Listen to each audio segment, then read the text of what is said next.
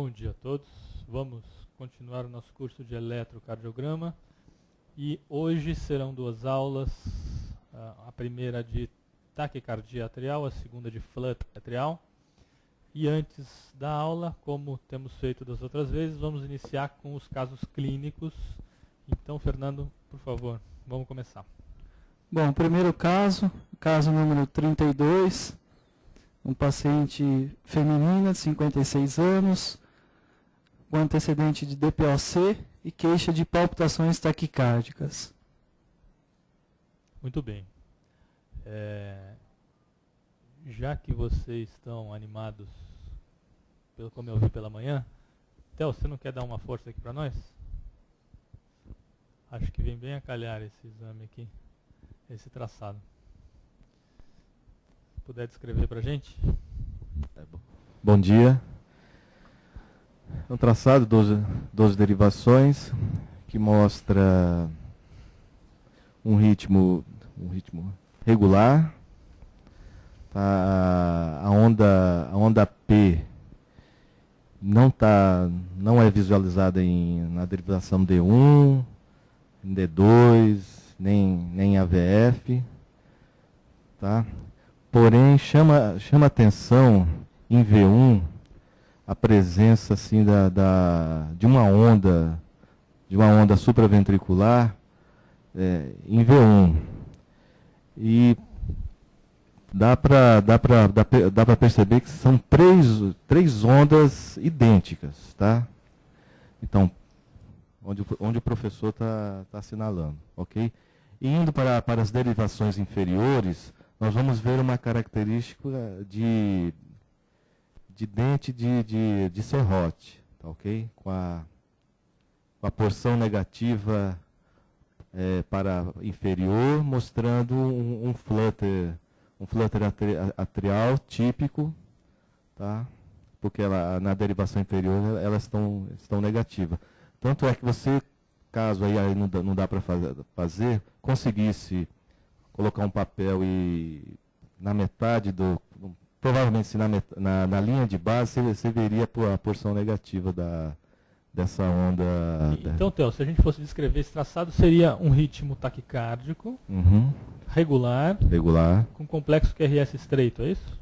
Complexo QRS estreito. Então, dentre as possibilidades diagnósticas com essas características, você lembra quais são as... Você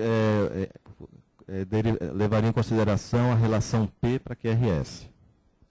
Tá? P para QRS. E aí, no caso, principalmente em V1, que a gente dá para ver, há uma diferença entre relação entre o P e o QRS. Então a gente também, dentro desse diagnóstico, a gente teria que pensar numa taquicardia atrial, tá bom? E num flutter. Muito bem. Então, vamos supor que antes da gente olhar a relação PQRS, vamos só pensar nas possibilidades diante de uma taquicardia. Acho que é indiscutível a presença de uma taquicardia regular com complexo QRS estreito. Eu lembro da taquicardia sinusal, da taquicardia atrial, do flutter e da taque supra. Tá certo? Se nós olharmos D2, D3 e AVF, você já falou muito bem, temos que ter a percepção desse serrilhado entre os complexos QRS que caracterizam quem? O flutter atrial. Então, nesse algoritmo, a gente descartaria a taquicardia sinusal, tá? E ataque atrial. Tá bom? E ataque supra, porque nenhuma delas apresenta esse serrilhado na parede inferior. Ok. Tá certo? Muito bem. Vamos lá, Fernando. Bom, então, paciente feminina de 56 anos, com história de palpitações taquicárdicas, um flutter, aspectos do eletro, um flutter atrial comum, com uma rotação anti-horária. Então, as derivações inferiores, D2, D3 e AVF, apresentam as características ondas Fs negativas e em aspecto serrilhado. A resposta ventricular pode ser regular ou irregular. Neste caso era regular, Apesar das ondas F geralmente apresentar frequências ao redor de 300 batimentos, isso não é uma regra, principalmente quando os indivíduos estão sob medicação antiarrítmica. Uma coisa importante é lembrar que aqui, olha, só corrijam, a rotação é anti-horária no exemplo mostrado para vocês há pouco, tá bom? Existe toda uma discussão de flutter atrial, isso vocês vão ter tempo para ler mais para frente. Então, como conclusão? Conclusão, flutter atrial comum com a rotação anti-horária. Muito bem, vamos para o segundo caso. Bom, caso número 33, refere-se a um paciente masculino de 30 anos, também com história de palpitações taquicárdicas. Hector, você não quer dar uma forcinha para nós? O Fernando está meio hoje. Vamos lá. Bom, temos um padrão do eletrocardiograma aqui, que ele começa, vamos começar procurando a onda P, em D1, AVF, no qual a gente pode evidenciar uma onda P nas duas derivações. Eu vou observando que essa P, ela vem apresentando-se numa frequência constante e taquicárdica. Porém, eu vejo que o ritmo ele não é regular. Ele está irregular, com a presença de várias ondas P que não conduzem um QRS normal. Vou para V1 e vejo a presença simétrica de ondas P que são de morfologias similares. Então, um dos diagnósticos que eu deveria descartar primeiro seria uma taquicardia atrial. Calculando a frequência da onda P, eu acredito que ela deve estar aproximadamente entre 100, uns 200 batimentos por minuto, mais ou menos. Então, vendo esse eletro, eu daria o diagnóstico de TA com BAV variável. Além disso, eu viria na parede lateral esquerda de V4 para V6, a presença de uma alteração da repolarização, caracterizada por um entalhe no final da onda R, lá em V4, a presença de uma onda T simétrica em tenda, que possivelmente também daria o diagnóstico de uma repolarização precoce. Também vejo uma onda Q em D1 e AVL, porém de uma curta duração e muito fina, na qual não daria para dar um diagnóstico de área inativa. Muito bem. Muitas pessoas optam por, ao invés de descrever a taquicardia atrial com bloqueio AV variável, falar em condução AV variável, para justamente não dar a impressão de que há um distúrbio, há uma doença do nó AV que leva a essa variação de condução atrioventricular. Na verdade, nós sabemos que essa condução variável se faz muito provavelmente pela frequência cardíaca atrial, que ao chegarem essas ondas P no nó AV muito rapidamente, podem pegá-lo com períodos refratários variados, eventualmente até não conseguir passar o estímulo do átrio para o ventrículo. Muito bem, então é realmente uma taquicardia atrial. Se nós formos observar, existem algumas ondas P, pelo menos aqui 1, 2, 3, 4 P's para um complexo QRS. Esse complexo QRS tem intervalos claramente irregulares entre si. A impressão que dá é que há uma variação da polaridade dessa P, principalmente em D1, às vezes um pouco negativa, ou começa negativa e depois positiva. E podemos chegar sim à conclusão de uma taquicardia atrial com condução AV variável. Foi falada da repolarização V4, V5, V6, é possível sim se fazer o diagnóstico de uma repolarização precoce.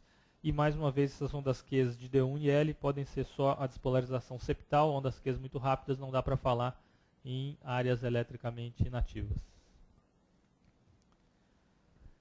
Bom, aspectos do elétrico é um ritmo atrial rápido, uma frequência atrial em torno de 190 batimentos, irregular, ondas P positivas em D1, D2 e AVF e negativas em V1, V2, V3 e V4. E uma resposta ventricular irregular por conta dessa condução AV variável. Então, a conclusão, uma taquicardia atrial com condução AV variável. Muito bem, obrigado, Fernando. Vamos dar continuidade ao curso, à aula Flutter TA. Vamos começar pela taquicardia atrial. Então, o que nós temos que saber, e muitos de vocês já ouviram sobre as TAs, é que elas podem ter origem tanto no átrio como no átrio esquerdo. Esse ritmo atrial seguramente não sai do nódulo, ele sai de qualquer região. Ele sai de qualquer outra região que não o nódulo sinusal, mas pode ser também do átrio direito ou do átrio esquerdo. É um ritmo atrial regular, então, na grande maioria das vezes, vamos ter uma despolarização atrial rítmica e com frequência cardíaca atrial constante, naturalmente. Normalmente acima de 100 batimentos por minuto. Existem vários mecanismos que podem causar essa taquicardia atrial. Temos o automatismo, a atividade deflagrada, a micro-reentrada e a macro-reentrada, como já foram falados sobre eles na aula do Dr. Augusto Scalabrini. Em relação às características eletrofisiológicas, é possível fazer uma inferência de que tipo de mecanismo está envolvido na taquicardia atrial, de acordo com algumas características. Então, se esse indivíduo tem uma taquicardia atrial, cujo início ele é possível com extraestímulos ou com estimulação contínua intracavitária, isso acontece quando o mecanismo é uma reentrada ou uma atividade deflagrada.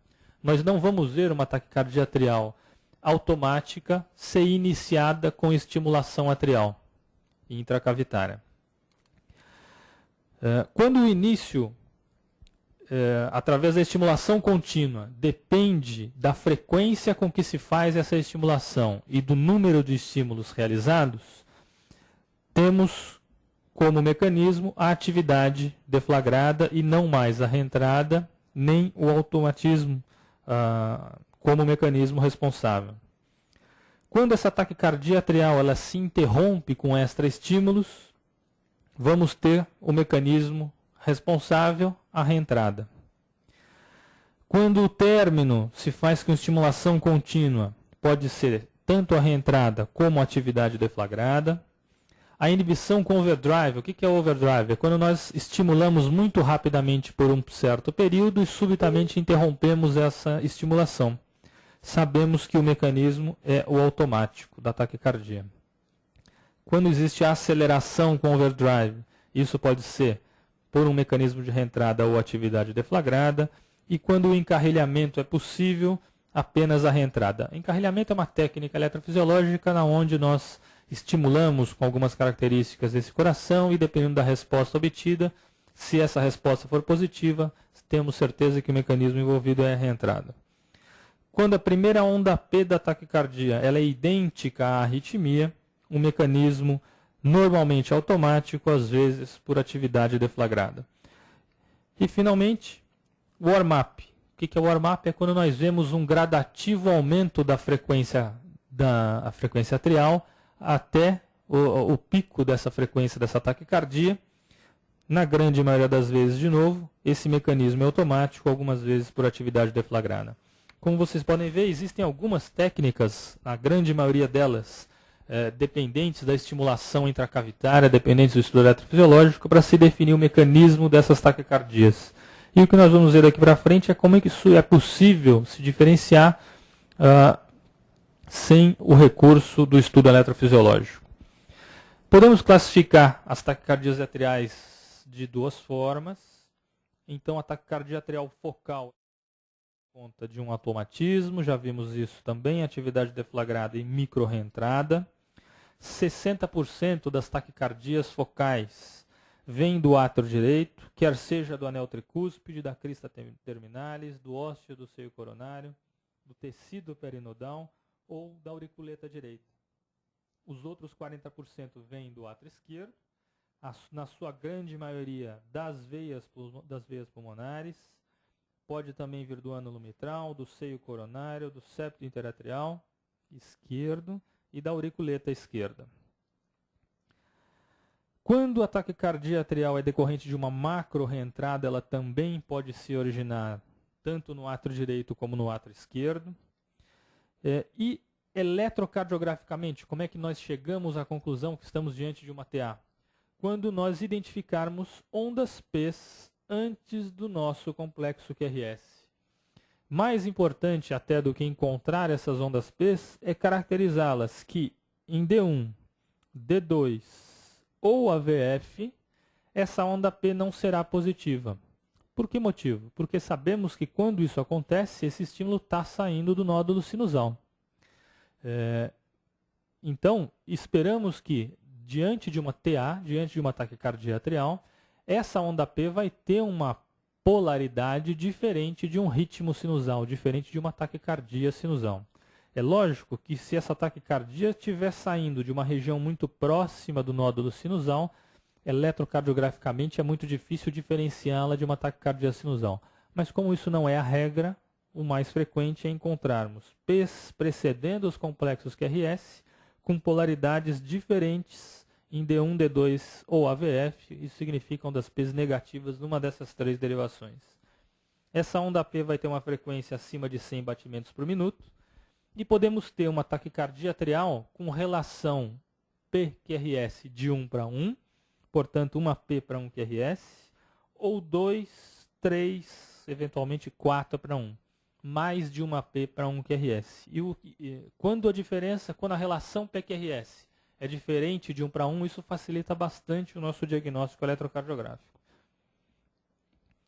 Então, o que nós temos aqui? Temos um D2 com um ritmo acelerado, uma frequência certamente acima de 100, onde vemos que, precedendo todos os nossos batimentos ventriculares, precedendo todos os complexos QRS, temos uma atividade atrial bem clara. Uma onda P para 1 QRS. Sendo que, pelo menos em D2, nesse aumento é o que dá para ver melhor, claramente essa onda P é negativa, o que caracteriza, portanto, uma taquicardia atrial. Mais um exemplo que não é tão fácil de se identificar, mesmo porque o complexo QRS ele é muito pequenininho, mais ou menos o tamanho da onda P, mas temos que tentar identificar aqui uma atividade atrial que às vezes é difícil, num D2, por exemplo, chegarmos a essa conclusão. Se olharmos V1, por exemplo, às vezes é possível identificar ondas P's precedendo os complexos QRS nessa derivação, o que também chegaríamos à conclusão de uma taquicardia atrial. Nem sempre é tão fácil fazer esse diagnóstico. Vejam esse D1, como dá para perceber aqui, se eu não riscasse em cima, essa onda P negativa aqui em D1, algumas vezes é possível vê-la. Eu aumentei o D1 para facilitar, né? Então vejam aqui, olha, ondas P precedendo os complexos QRS, negativas em D1, portanto, facilita bastante o diagnóstico da taquicardia atrial. Nesse outro exemplo, o que nós vemos? Aparentemente uma P conduzindo para o ventrículo, PQRST, e subitamente há uma mudança da morfologia, acho que todos conseguem perceber essa mudança da morfologia da onda P, que a seguir vem uma sucessão de ondas P's iguais a essa segunda, numa frequência também elevada, o que caracteriza uma taquicardia atrial não sustentada. Então, vejam a diferença de polaridade ou de amplitude da onda P inicial com essas outras 5, mostrando uma clara mudança da ativação atrial a partir deste batimento. Temos 1, 2, 3, 4, 5 batimentos com um ritmo acelerado, uma P diferente dessa primeira. Esse ritmo se interrompe e volta ao ritmo original com uma onda P muito parecida, voltando ao ritmo sinusal. Então aqui temos um exemplo de uma taquicardia atrial não sustentada. Esse é o traçado mais longo e deixa eu ver se eu tirei. Não, mas aqui dá para ver um pedacinho dele. Vejam que isso acontece frequentemente. Ele começa com o ritmo sinusal, tem a taquicardia e ela se interrompe. E isso sucessivamente ao longo de todo o traçado. Vejam, nesse caso, isso aqui é a mesma derivação num período mais longo, onde aparentemente o que nós vemos? PQRS, PQRS, PQRS, PQRS, poderia ser muito bem um ritmo sinusal, uma taquicardia sinusal, enfim. Mas se chegarmos um pouquinho mais perto, o que vamos perceber? Que existe uma segunda onda P logo após o QRS. Estão vendo ela aqui? Então nós temos duas ondas P's, duas ondas P's para um QRS. Isso sucessivamente. O que mostra para nós que estamos diante de uma taquicardia atrial, aqui em cima, com uma condução AV 2:1. Duas P's para um complexo QRS. Aqui embaixo é a sequência desse traçado. Dá para perceber um entalhe na onda T. Esse entalhe varia naturalmente, porque essa onda P não necessariamente cai no mesmo lugar. Mas vejam que existe uma condução 2:1 nesse comecinho, e aqui não. Isso aqui, olha, para vocês verem que interessante. Tem o PQRS-T, PQRS com intervalo PR maior e uma onda P bloqueada. Então não é incomum no mesmo traçado vermos uma taquicardia atrial com condução AV, ora 2:1, ora 1:1, ora com um padrão Wenkeba, um aumento gradativo desse intervalo PR até o bloqueio dessa onda P. E por isso é que é importante, mais uma vez vamos falar, da denominação. Evitar falar de bloqueio AV variável para não dar a conotação de que existe um problema no nódulo atrioventricular. Essa condução variável ocorre justamente porque a frequência do átrio é muito grande e muitas vezes essa atividade atrial pode chegar no nó AV com ele no seu período refratário, quer seja relativo ou absoluto. A taquicardia atrial focal corresponde entre 5 a 15% das taquicardias paroxísticas supraventriculares induzidas no estudo eletrofisiológico. Não apresenta diferença de distribuição em relação a homens e mulheres. Um pouquinho diferente das taquicardias atriais por reentrada. 6% das taquisupra induzidas no estudo eletrofisiológico e também com a mesma distribuição entre os sexos. A focal nós vamos ver que ela tende a ficar mais próximo dos 15%, principalmente naqueles indivíduos com alguma doença cardíaca estrutural. Então o que nós temos aqui? Vejam que às vezes a identificação do complexo QRS não é muito simples e temos entre os complexos QRS uma atividade atrial bastante irregular entre si. Temos aqui QRS, aqui a mesma coisa. E dá para identificar 1, 2, 3 P's para um complexo QRS e temos aqui uma taquicardia atrial com condução AV variável também. Diferentemente desse exemplo, onde temos P's precedendo todo o complexo QRS, só que essa onda P ela não é muito característica de ser sinusal. Se voltarmos aqui, vamos ver que é difícil caracterizar a polaridade dessa onda P em D1 e dá a sensação de que ela começa um pouquinho positiva e já fica negativa em D2, mas acontecendo a mesma coisa em D3 e em AVF. Portanto, nesse caso, uma taquicardia atrial com condução AV 1:1. Nesse exemplo, temos também um ritmo taquicárdico, todos os complexos QRS precedidos de ondas P's, sempre com uma relação PQRS de 1:1. Essa P claramente ela é negativa em D2, esse é um aumento dessa derivação D2. Então caracterizamos mais uma vez uma taquicardia atrial com condução atrioventricular 1:1. Nesse caso, fica bastante difícil em D2 chegarmos à conclusão se há ondas P's ou não. É difícil ter certeza se isso daqui pode ser uma P, aonde que ela pode se repetir. O fato é que em V1, muitas vezes, conseguimos tirar essas dúvidas. É possível identificar essa atividade atrial bem regular entre si, o que caracteriza, portanto, uma taquicardia atrial e não uma fibrilação atrial, onde nós não identificamos a onda P. Em relação ao quadro clínico, tanto a taquicardia atrial focal como a reentrante podem ser assintomáticas. Os indivíduos podem apresentar também palpitações, mal-estar, tontura, escurecimento visual ou até síncope. Aqui temos um ritmo não tão acelerado, ventricular, mas vejam que existe uma frequência atrial bem rápida, com uma condução atrioventricular 2:1, eu tenho P's, 2 P's para cada complexo QRS. Portanto, caracterizamos mais uma vez uma TA.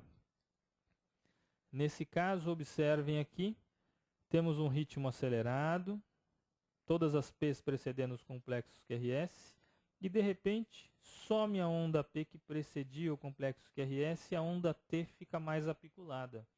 Isso mostra que essa onda P está caindo aqui dentro da onda T, conduzindo com intervalo AV mais longo. Mesmo assim, ainda assim, é uma taquicardia atrial.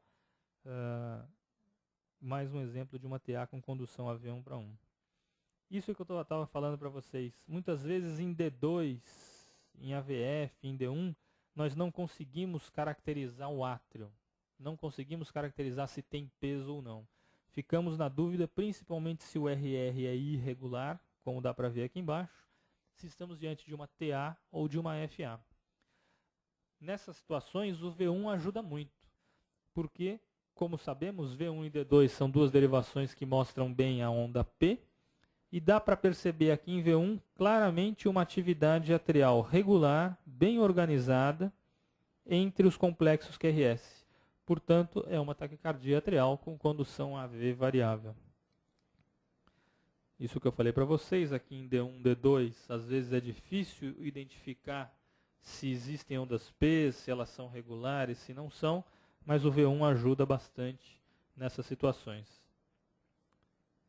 Esse parece bastante, deve ser o mesmo traçado do nosso caso clínico. Vejam aqui em V1 a nossa onda P bem regular entre si.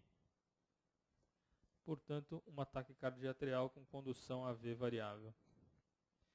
Em relação ao tratamento, isso aqui já é bastante conhecido de vocês, mas nunca é demais falar. Uma taquiarritmia ela pode ser classificada do ponto de vista hemodinâmico como instável ou estável. A primeira coisa que vem à nossa cabeça quando pensamos em instabilidade hemodinâmica é a hipotensão arterial. Entretanto, é bastante importante lembrarmos que tanto o rebaixamento do nível de consciência, a congestão pulmonar e o infarto agudo caracterizam qualquer taquicardia como sendo instável hemodinamicamente. Quando eu falo em congestão pulmonar, eu estou falando em edema agudo de pulmão. Apesar de um pouco dramático e de gerar um pouco de ansiedade nas pessoas que estão tratando um paciente instável hemodinamicamente, isso facilita muito o tratamento, diferentemente do indivíduo que está estável. Porque define-se claramente e logo que o tratamento é elétrico. Independentemente da taquiarritmia em questão, se houver uma instabilidade hemodinâmica, o tratamento é elétrico. Esse tratamento pode ser uma cardioversão elétrica ou uma desfibrilação. Lembrar que a diferença entre eles é se vamos apertar um botão para o choque cair em cima do QRS ou não. Como é que nós vamos fazer essa diferença? Se a taquiarritmia instável gerar pulso central, eu vou fazer uma cardioversão elétrica. Se uma taquiarritmia instável não gerar pulso central, eu vou fazer uma desfibrilação.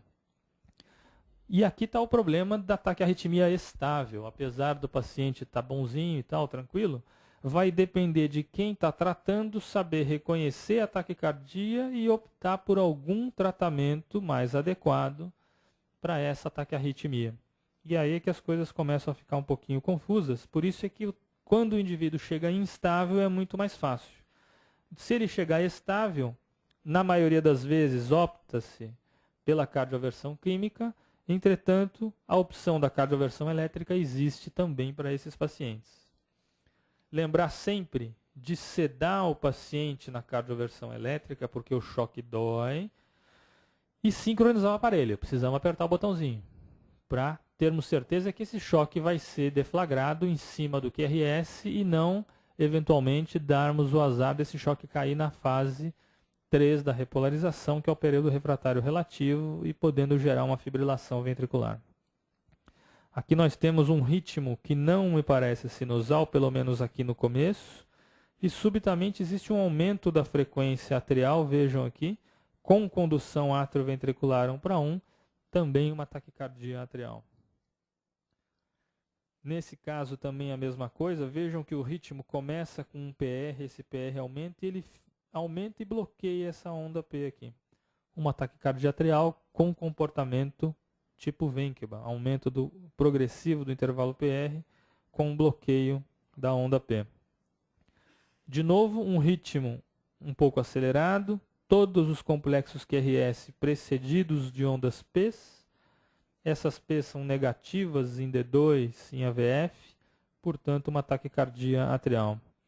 Isso aqui é que eu falei para vocês, olha, muitas vezes é difícil caracterizar se essa atividade elétrica atrial ela é organizada ou não, em D2. Nessas situações, o V1, já disse para vocês, ajuda bastante.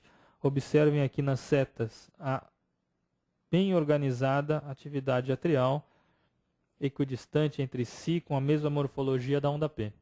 Então, é uma taquicardia atrial, sim, no caso com condução AV 2:1, 2 P's para um complexo QRS.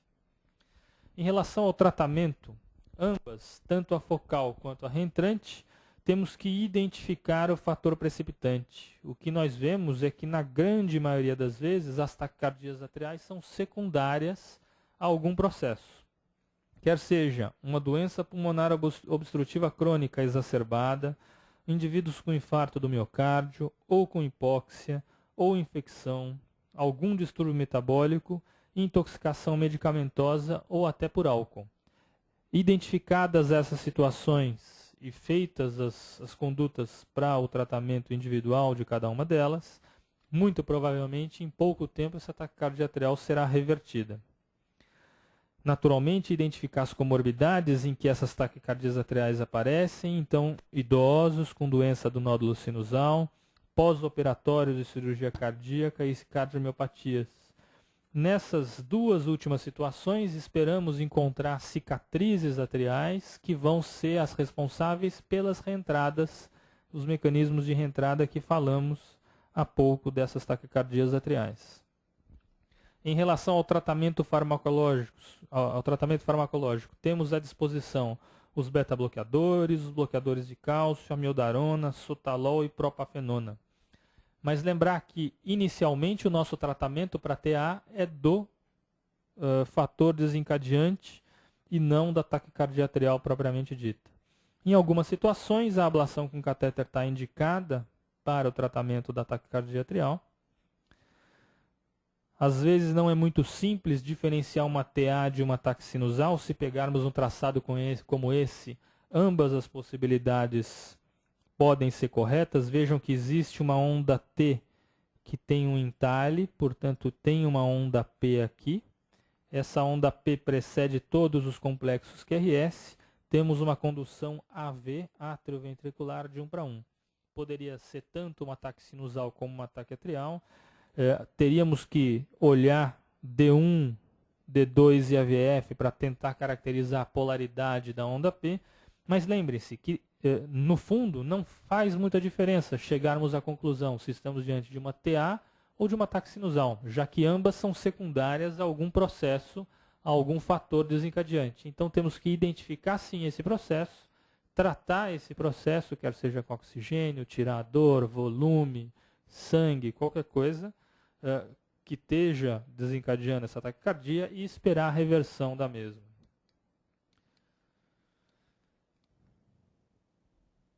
Essa é a sequência daquele traçado, por isso que eu consigo falar para vocês que aquilo era um ataque atrial e não um ataque sinusal.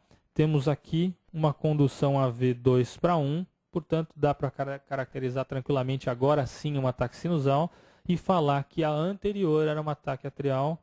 Peraí, estou falando tudo ao contrário, né? Isso daqui é um ataque atrial com condução AV 2:1 e essa condição de condução AV 2:1 é que me permite falar que o que veio antes, aquela condução 1:1, era um ataque atrial.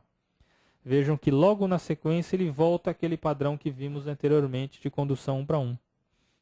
Às vezes não é possível essa diferenciação, mas alguns traçados nos ajudam, traçados mais longos fundamentalmente.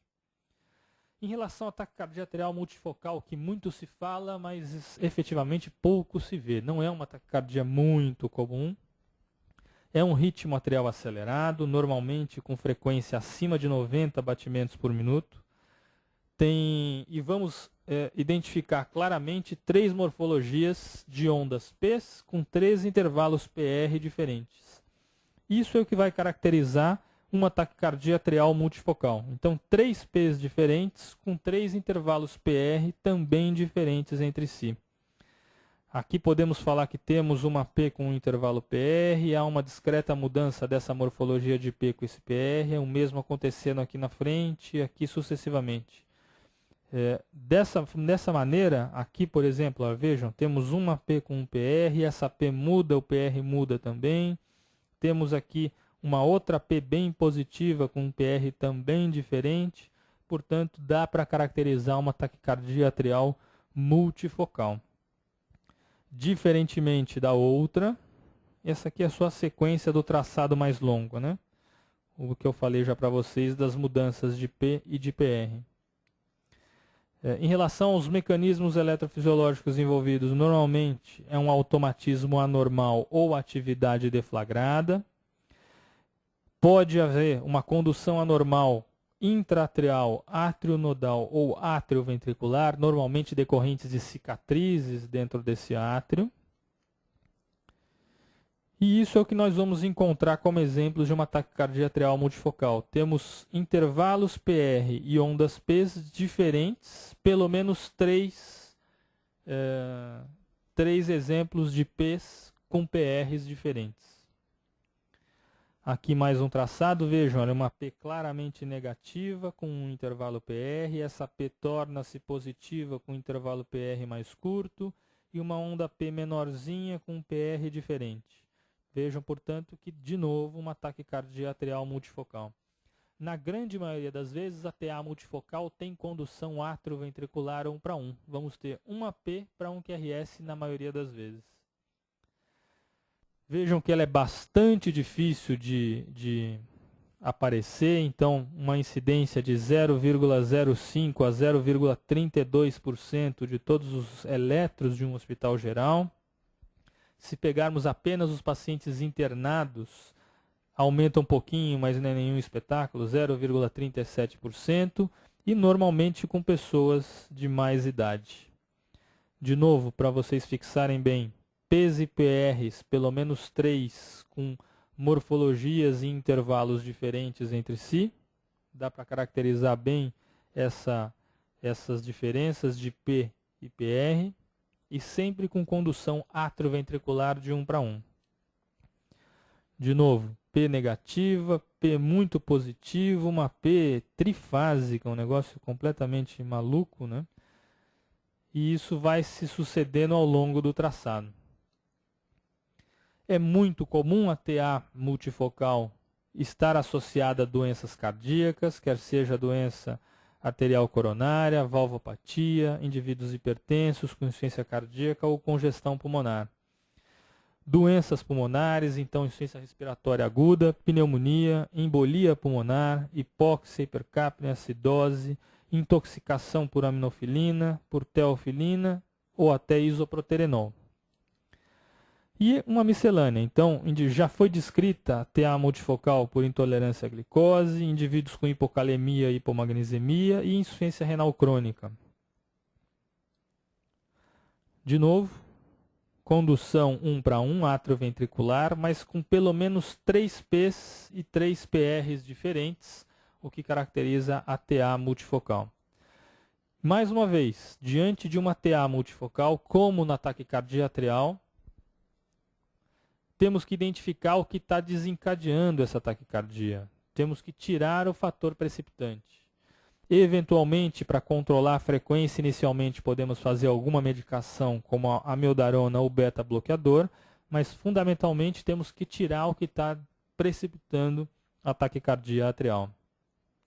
Então, resumindo, Na taquicardia atrial existem vários mecanismos envolvidos ou possíveis. Essas ondas P identificadas, elas não vão ser positivas em uma dessas 3 derivações na grande maioria das vezes, D1, D2 ou AVF. E sempre vamos tratar o que está desencadeando a taquicardia. Qual é o fator precipitante da taquicardia? Muito bem, vamos ver a diferença da TA para o flutter atrial, que às vezes dá muita confusão. E é isso que vamos falar agora. O flutter atrial sempre será uma macro reentrada. E vamos caracterizar o flutter atrial pela presença das ondas F em serra, em D2, D3 e AVF. Ondas F negativas em serra, em D2, D3 e AVF.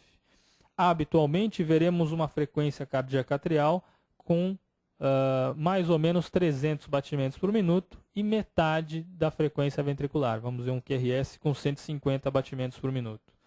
Como eu já disse para vocês, e vou insistir nisso na aula de flutter, que é o mecanismo da macro reentrada do flutter atrial. O flutter atrial ele ocorre exclusivamente no átrio direito e envolve 4 estruturas do átrio direito: o istmo cavo tricuspídeo, o septo interatrial, o teto do átrio direito e a parede lateral do átrio direito. Então, se fizermos um esquema do que é átrio esquerdo, o que é o átrio direito, aqui estão essas estruturas envolvidas no flutter atrial. Fundamentalmente, precisamos ter o istmo cavo tricuspídeo.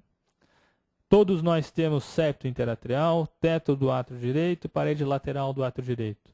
Entretanto, apenas algumas pessoas conseguem fazer ou ter o flutter atrial. Vocês vão ver que a presença desse istmo é que faz com que se perpetue o flutter atrial, e isso nós vamos insistir bastante em relação ao mecanismo. Então, essa é a macro reentrada que ocorre no flutter atrial. É uma extensa área do átrio direito que envolve istmo, septo, teto e parede lateral do átrio direito. E é assim que o flutter se perpetua.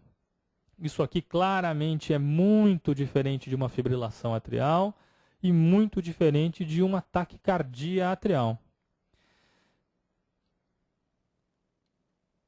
Se cortarmos o coração neste sentido longitudinal, sentido sagital, isso aqui é para vocês perceberem exatamente o que é esse istmo cavo tricuspídeo tão importante para o flutter atrial. Então temos aqui esse anelzinho branco, que é o nosso anel tricúspide. Aqui embaixo veio a cava inferior. Essa distância, justamente entre esses pontinhos aqui, entre o istmo, entre o anel tricúspide e a veia cava inferior, onde estão as estrelinhas, é o chamado istmo cavo tricuspídeo. Todos nós temos esse istmo, só que só algumas pessoas conseguem reproduzir o flutter atrial, que fica rodando nesse sentido. Então imagina a setinha vindo para fora da tela, parede lateral, teto do átrio direito, septo interatrial e istmo cavo tricuspídeo. Por isso é que é uma macro reentrada do átrio direito, o flutter atrial. Como vocês podem imaginar, esse flutter ele pode ter uma rotação tanto no sentido anti-horário, como está desenhado aqui, como ao contrário, no sentido horário. Isso é possível sim. Entretanto, essa rotação anti-horária, ela é a que se apresenta em 90% dos flutters atriais. Então, 90% dos flutters vão se apresentar com rotação anti-horária. Qual que é a importância disso do ponto de vista eletrocardiográfico? Esse é o único flutter que, ao eletrocardiograma, eu consigo fazer o diagnóstico e escrever flutter atrial. Por que que isso acontece? Porque, ao ter uma rotação anti-horária, que ocorre em 90% dos casos, eletrocardiograficamente, eu consigo reproduzir esse serrilhado na parede inferior, que caracteriza o nosso flutter atrial. É esse serrilhado negativo em D2, D3 e AVF que vai fazer com que eu tenha certeza no diagnóstico de flutter atrial num eletrocardiograma. Existem algumas outras classificações, existem alguns outros tipos de flutter atrial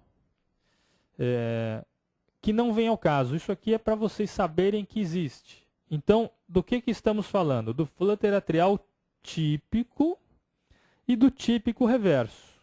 O que significa o flutter atrial típico é aquele que tem uma rotação anti-horária no istmo cavo-tricuspídeo. Já o flutter típico reverso utiliza o mesmo istmo cavo-tricuspídeo, porém no sentido inverso, no sentido horário. O de alça inferior, o cicatricial e o diatra esquerdo, muito bonito, existe e tal, não sei o que. Mas do ponto de vista eletrocardiográfico, nenhum dos três, inclusive o reverso, eu consigo fazer o diagnóstico olhando um eletrocardiograma. Eu não consigo, eu só consigo diagnosticar o eletrocardiograma de 12 derivações, o flutter atrial típico com rotação anti-horária no istmo cavo-tricuspídeo, que vai me dar as ondas F negativas em D2, D3 e AVF. Mesmo com rotação horária, ele pode ser muito parecido com uma taquicardia atrial esquerda. Por isso que também eu não consigo fazer o diagnóstico de flutter atrial típico reverso num eletrocardiograma de 12 derivações. Então observem essa animação.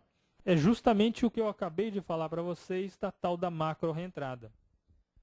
O estímulo elétrico ele fica girando ao redor do anel, do istmo cavo-tricuspídeo, septo, teto e parede lateral do átrio direitos, e esse estímulo se perpetua, se propaga tanto para o átrio esquerdo como para o ventrículo. Essa rotação anti-horária, eu já falei isso bastante para vocês, mas nunca é demais insistir, em D2, D3 e AVF, dá essas ondas F negativas na parede inferior, que caracterizam o flutter atrial. Então, em relação ao diagnóstico eletrocardiográfico, eu só consigo falar em flutter quando identificar esse serrilhado em D2, D3 e AVF. Só nessa situação. Portanto, eu não consigo falar do típico reverso, nem do átrio esquerdo, nem do cicatricial, nem o de alça inferior. Eletrocardiograficamente, como é que nós chegamos, portanto, à conclusão de flutter atrial? Não vamos ter ondas P's. Apesar disso, vamos conseguir caracterizar a presença de ondas F. Essas ondas F, elas classicamente apresentam-se com morfologia em serra na parede inferior, portanto D2, D3 e AVF, com uma frequência cardíaca atrial ao redor entre 220 e 350, classicamente com 300 batimentos por minuto. Mas lembre-se que esses pacientes tomam antiarrítmicos que podem fazer com que o ciclo dessa taquicardia varie para mais ou para menos, muitas vezes. Então, esse último slide que mostra que é uma macro reentrada é importante. Então, nunca mais falem que o flutter atrial vem de um foco. Não existe isso. O flutter atrial não vem de um foco, não é focal. É uma reentrada que fica ao redor dessas estruturas já faladas. E por que o flutter atrial com rotação anti-horária gera essas ondas características em D2, D3 e AVF? Porque justamente a ativação elétrica atrial está fugindo dessas três derivações inferiores. Por isso é que caracteristicamente o flutter atrial em D2, D3 e AVF vai dar ondas F negativas. Eu já sei que a rotação é anti-horária nesse indivíduo com flutter atrial. Então vamos ver um traçado. Esse aqui é o do nosso caso clínico. Então, olhando esse eletro, não tem como confundirmos com qualquer outra coisa.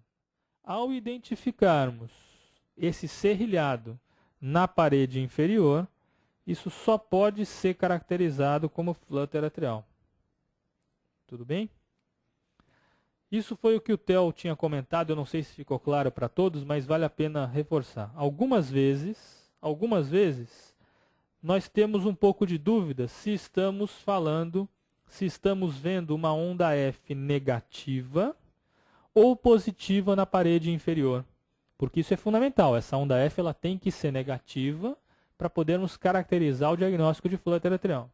Se porventura tivermos dúvida se essa onda F ela é negativa ou positiva, nós simplesmente cobrimos a parte positiva do complexo QRS. Se por acaso sobrar onda, é porque essa onda que está sobrando só pode ser negativa.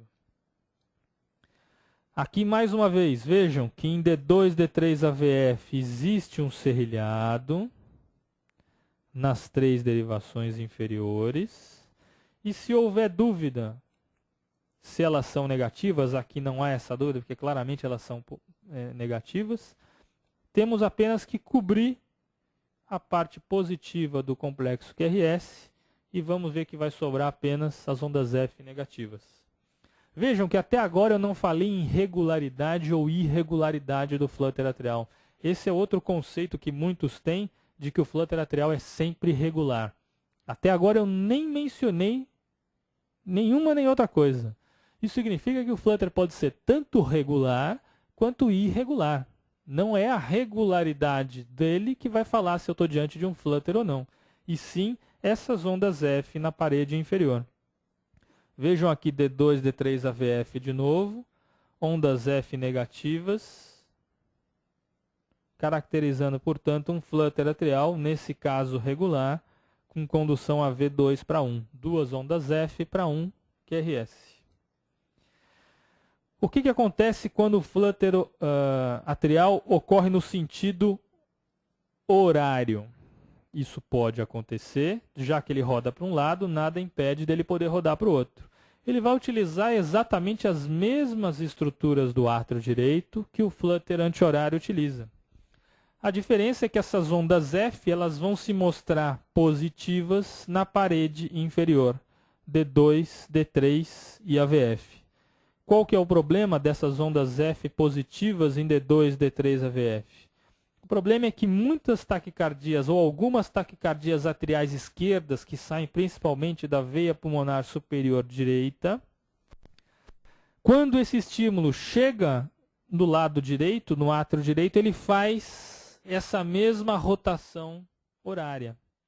E pode dar eletrocardiograficamente ondas P muito parecidas de um flutter atrial típico reverso.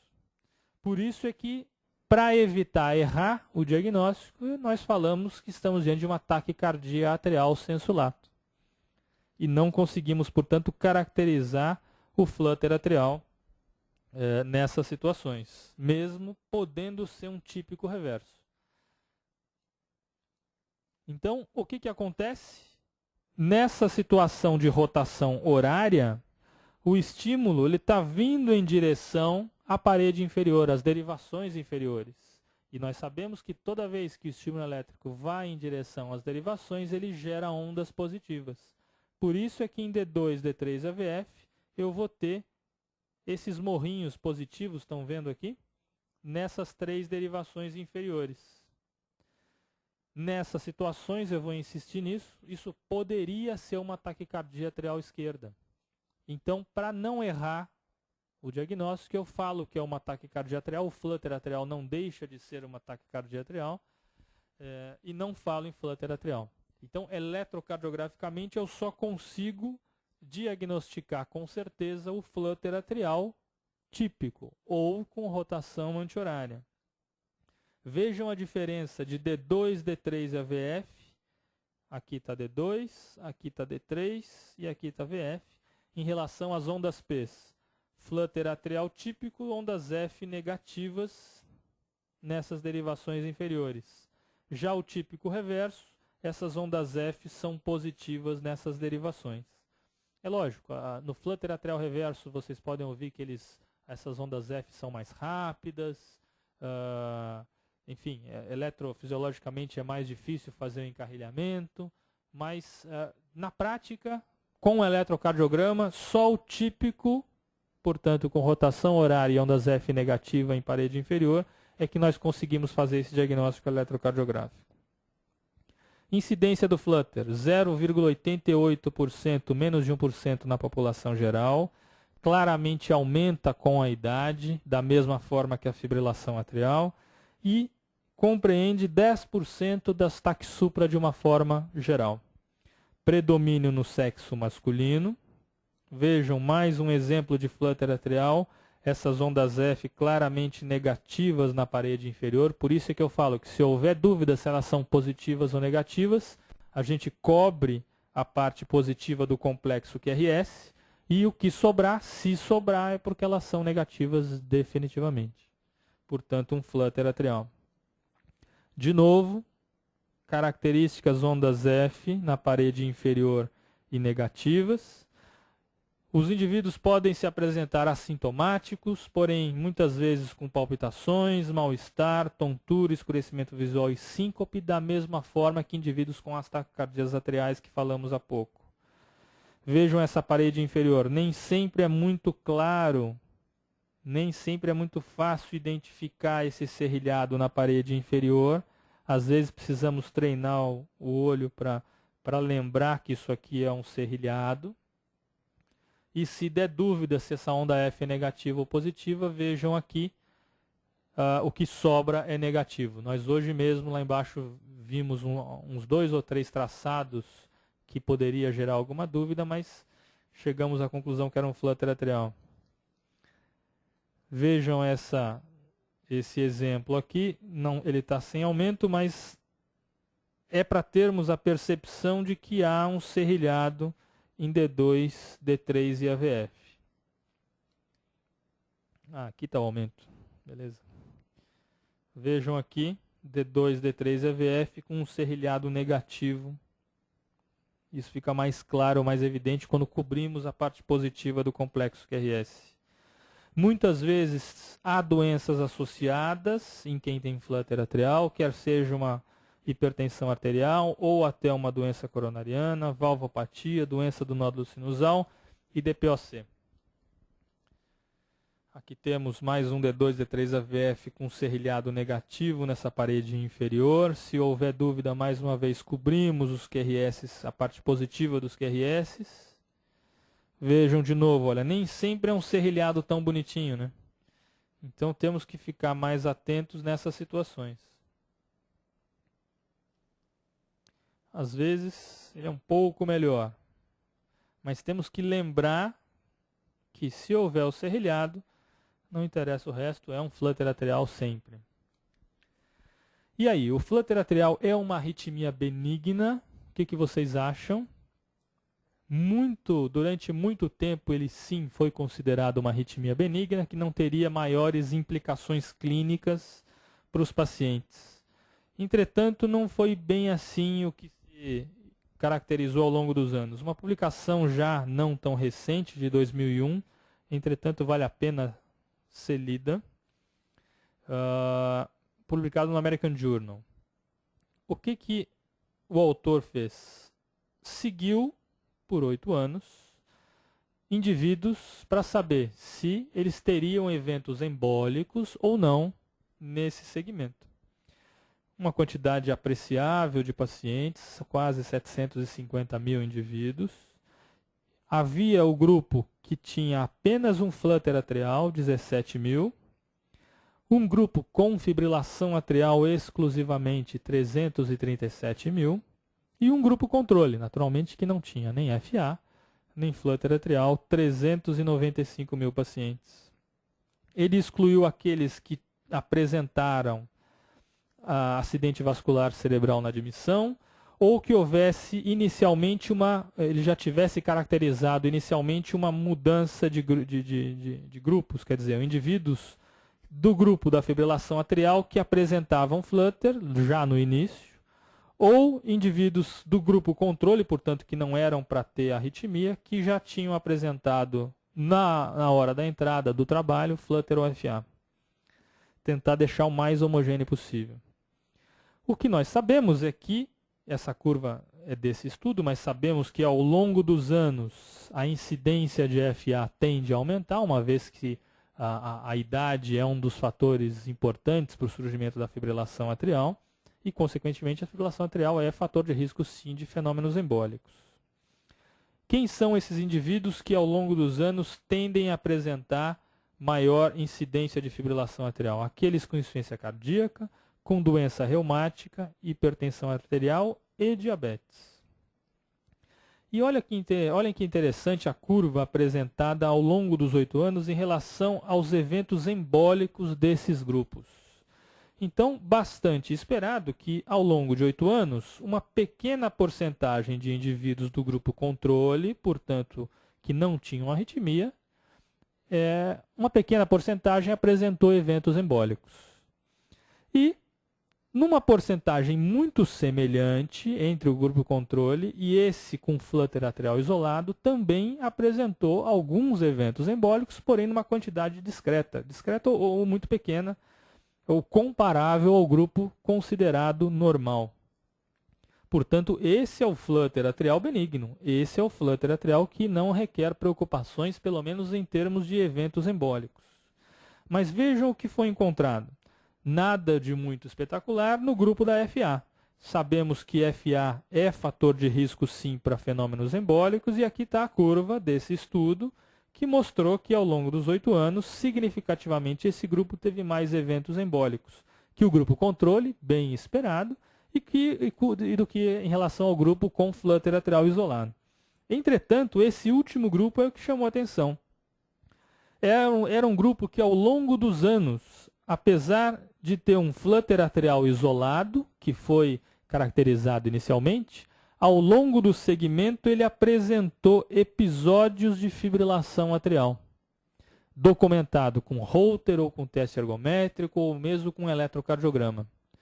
Esses indivíduos com flutter e com episódios esporádicos isolados de fibrilação atrial tiveram uma incidência de eventos embólicos tão grande quanto o grupo de fibrilação atrial. Portanto, esse é o grupo de flutter atrial maligno, que requer cuidados para se evitar os eventos embólicos ao longo do segmento. Vejam aqui, D2, D3, AVF, para a gente não esquecer dessas ondas F em serra do flutter atrial, negativas, tapando a parte positiva do complexo QRS quando houver dúvida. Aqui a mesma coisa, serrilhado na parede inferior. Se houver dúvida, cobrimos o QRS. E qual foi a conclusão do trabalho? Que o flutter atrial maligno é aquele que ocorre em indivíduos com insuficiência cardíaca congestiva, diabetes mellitus, doença reumática, hipertensão arterial sistêmica e ou episódios de fibrilação atrial. Então, se o indivíduo não tiver qualquer uma dessas 5 características, podemos ficar mais tranquilos em relação à evolução e aparecimento de fenômenos embólicos. Diferentemente desses outros indivíduos que qualquer uma dessas situações faz com que o risco de AVC aumente bastante ao longo do segmento. Então, lembrar sempre dessa morfologia em serra na parede inferior de um flutter atrial. Vejam que essas ondas F podem se apresentar das mais variadas maneiras. Vejam como é difícil chegar à conclusão que é um flutter aqui muitas vezes, principalmente para quem está começando. Mas isso não deixa de ser um flutter atrial. E isso aqui é uma outra coisa interessante e importante. Vocês estão vendo esse V1. Esse V1 poderia fazer com que alguém aí que esteja começando falasse que isso é um serrilhado de um flutter atrial, que acabamos de ver bastante agora. Entretanto, o que eu falei para vocês? Que o serrilhado de um flutter atrial tem que estar presente em que derivações? D2, D3 e AVF. E acho que claramente nessas 3 derivações, esse é o mesmo paciente, hein? D2, D3 e AVF, não temos o nosso serrilhado. Portanto, isso não poderia ser um flutter atrial. Tudo bem? Isso daqui é uma fibrilação atrial, sim. Tratamento do flutter. Vamos anticoagular os pacientes. Que pacientes? Aqueles que já chegamos à conclusão que possuem um flutter maligno. Aqueles, portanto, que têm alguma documentação de fibrilação atrial, e ou tenham insuficiência cardíaca congestiva, e ou doença reumática, e ou hipertensão arterial, e ou diabetes mellitus. Depois de anticoagulado por 4 semanas, significa que temos que ter 4 INRs, entre 2 e 3, pelo menos, nessas 4 medições, podemos fazer a reversão desse flutter. Ou, se tivermos à disposição um ecocardiograma transesofágico e ele não mostrar trombo, podemos fazer a cardioversão química ou elétrica desse flutter atrial. Química pode ser com amiodarona, beta-bloqueador ou sotalol. Lembrar que o flutter atrial é uma arritmia difícil de se reverter quimicamente. Na grande maioria das vezes, o que se faz é uma associação. Enquanto se prepara o paciente para a cardioversão elétrica, ele já está recebendo por via endovenosa algum antiarrítmico desses citados. Esse é um trabalho também que saiu há 4 anos, interessante. O que ele fez? Ele pegou um indivíduo que tinha a primeira apresentação do flutter atrial, não tinha sido tratado com amiodarona, e foi a primeira apresentação do flutter atrial. Então, indivíduos com mais de 70 anos, primeiro episódio de flutter, nunca tinha recebido antiarrítmico previamente, obviamente tinha documentação eletrocardiográfica do flutter, e eletrofisiologicamente se demonstrou posteriormente que esse flutter era o flutter que nós discutimos até então, utilizava o istmo cavo tricuspídeo. Eles foram randomizados para 2 grupos, aquele onde o paciente foi submetido de imediato a uma cardioversão elétrica e seguido com a amiodarona para casa, ou foram direto para a ablação com catéter. O desfecho primário era saber quem ia recorrer mais do flutter atrial.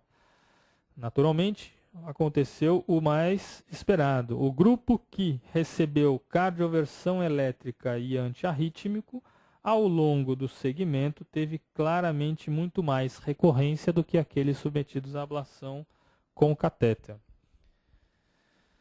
Indivíduos com medicação antiarrítmica, recorrência de quase 30% com mais de 1 ano de segmento, contra 3,8%, quase 4% do grupo com flutter atrial.